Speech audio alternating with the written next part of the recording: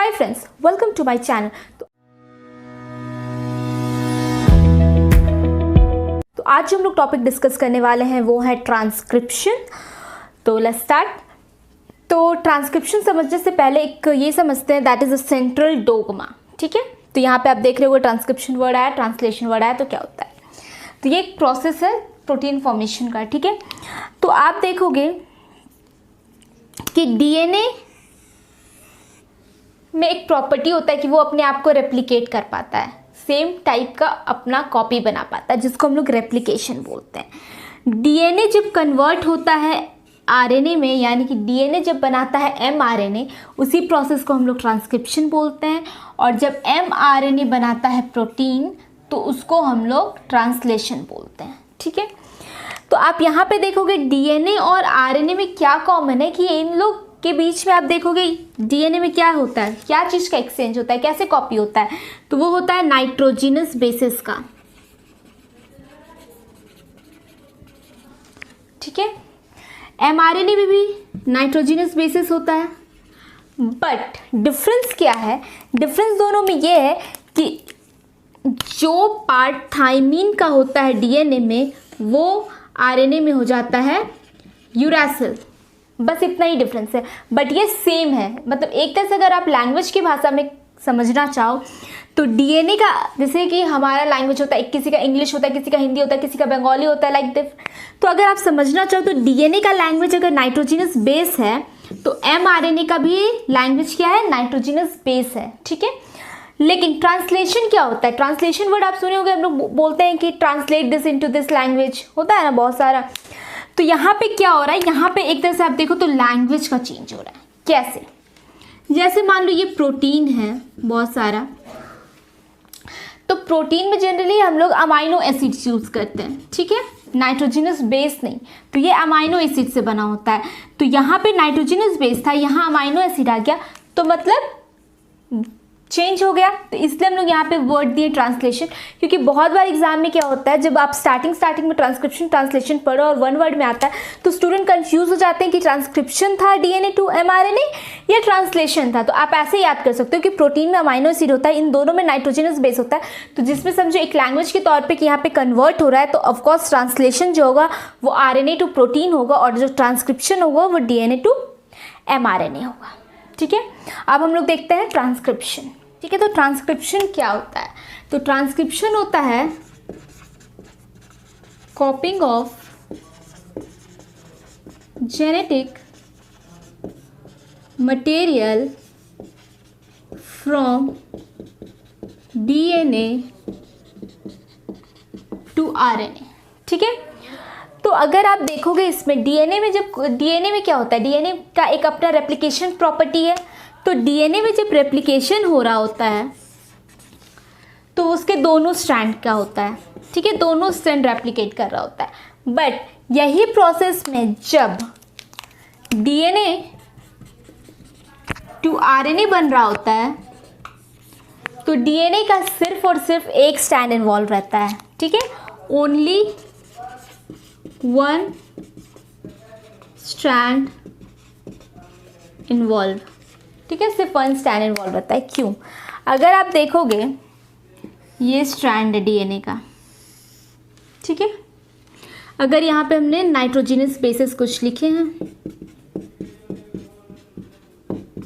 ठीक है, तो दूसरा वाला का कॉम्प्लीमेंट्री होगा उसका। ठीक है, मान लो ये डीएनए स्ट्रैंड है, अगर हम इसका आरएनए में कन्वर्ट करें और दोनों स्ट्रैंड को करें, एक सिंगल स्ट्रैंड को नहीं, दोनों स्ट्रैंड को करें, तो देखते हैं कि क्या डिफरेंस आता है। तो आप लोग देखोगे, मान लो ये भी और ये भी दोनों आरएनए में कन्वर्ट हो रहा है, तो इसका कॉम्प्लीमेंट्री बनाएगा अगर, तो यहाँ पे क्या आ जाएगा? आप जानते हो कि जब आरएनए हो रहा होता है तो वहाँ थाइमीन की जगह यूरासिल यूज होता है, तो यहाँ यूरासिल आ जाएगा, सॉरी यहाँ एडिनाइन आएगा, यहाँ यूरासिल आ जाएगा,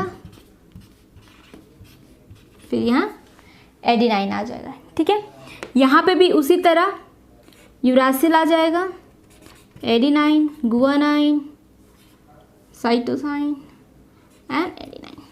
तो इस तरह से बना। तो आप देखोगे कि एक सिंगल सेगमेंट जो डीएनए का है वो 2 डिफरेंट आरएनए बना रहा है, यानी कि 2 डिफरेंट प्रोटीन के लिए वो कोड करेगा। तो इससे क्या होता है कि बहुत ही ज़्यादा जेनेटिक जो कॉम्प्लेक्सिटी है वो बहुत ज़्यादा बढ़ जाती है। इसके वजह से डीएनए का सिर्फ हम लोग 1 स्ट्रैंड को यूज़ करते हैं for converting into RNA, protein formation के लिए, क्योंकि जो आरएनए बनेगा वो फिर प्रोटीन बनाएगा ट्रांसलेट होके। इसलिए क्योंकि बहुत कन्फ्यूजन होगा कि एक सिंगल सेगमेंट 2 प्रोटीन के लिए कैसे कोड कर सकता है, इसी की वजह से एक सिंगल स्ट्रैंड को ही हम लोग यूज़ करते हैं। ये तो फर्स्ट रीज़न था। और सेकेंड रीज़न ये है कि अब आप देखोगे कि ये जो स्ट्रैंड बना आरएनए का, अब ध्यान से देखना, यहाँ यू का कॉम्प्लीमेंट ए होता है, ए का क्या होता है, यू का ए,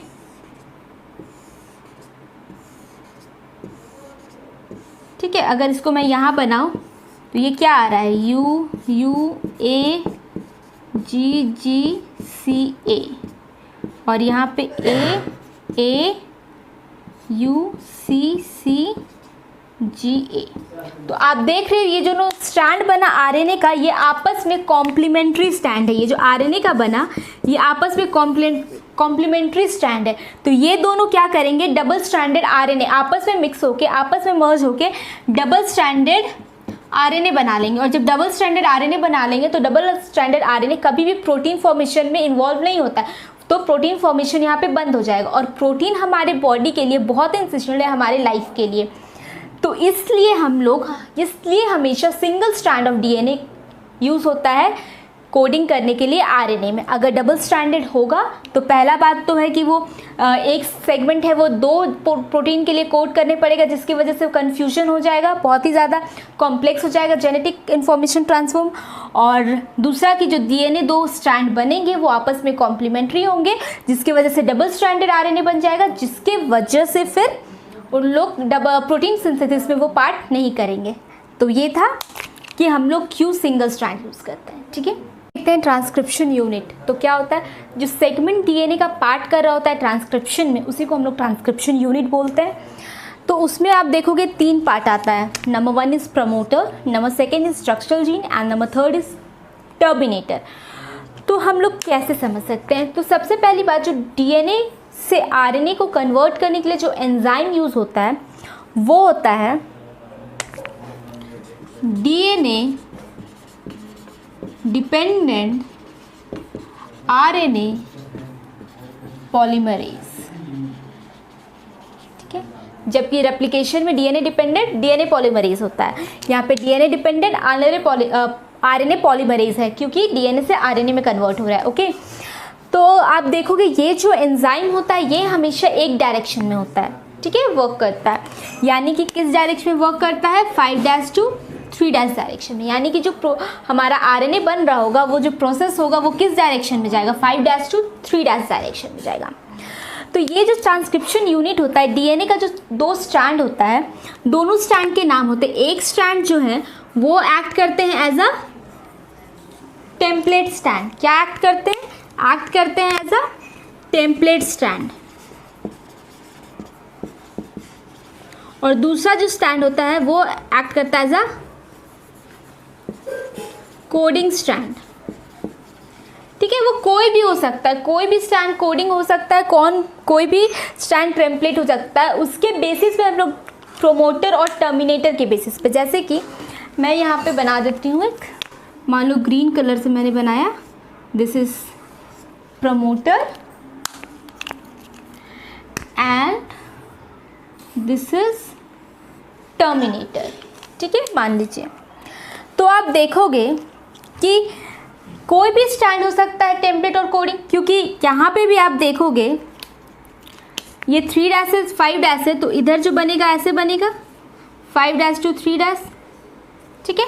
तो यहाँ पे डीएनए, और यहाँ पे आप देखोगे तो इधर से जाके 5' to 3' पे वर्क करेगा।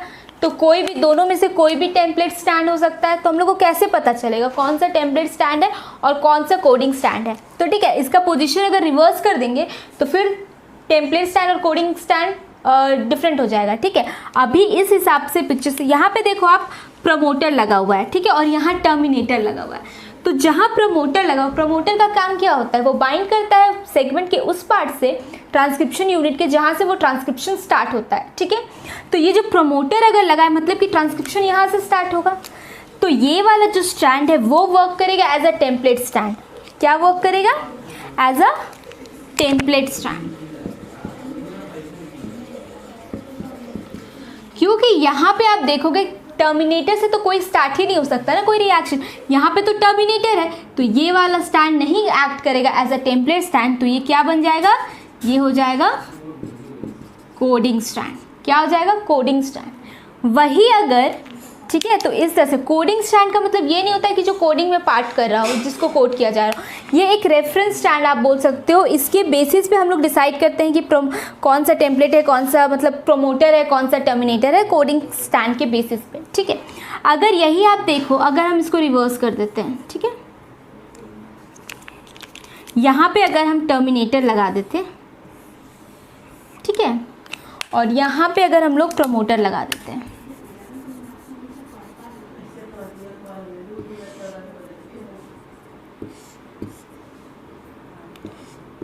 यहाँ पे हम लोग अगर प्रमोटर लगा देते हैं, ठीक है, तो अगर आप यहाँ पे प्रमोटर लगा दिए और यहाँ पे टर्मिनेटर लगा दिए, तो अब देखोगे तो अब टेम्पलेट स्टैंड और कोडिंग स्टैंड का मतलब बदल जाएगा। कैसे?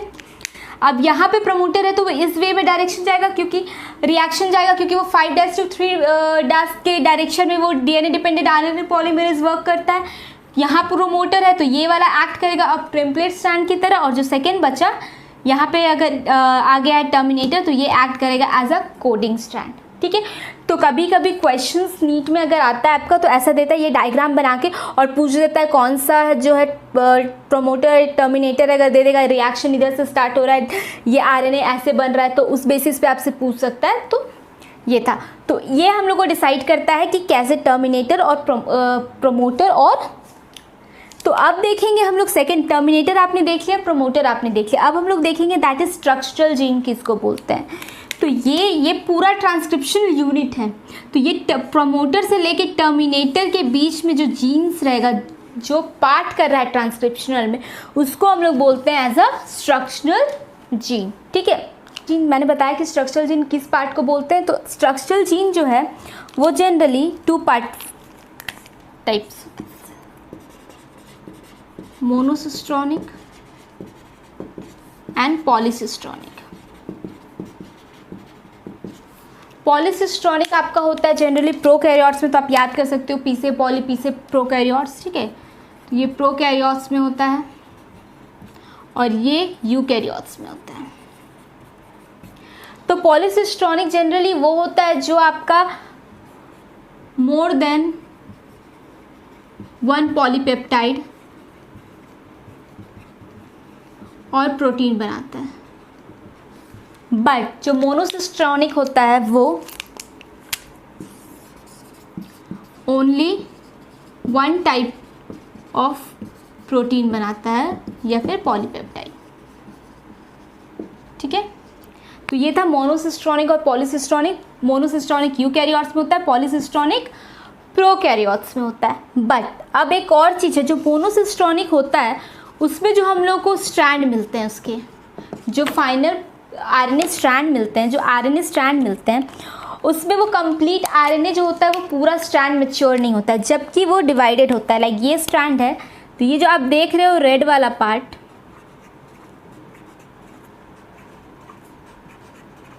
इसकी ज़रूरत हमें नहीं होती है।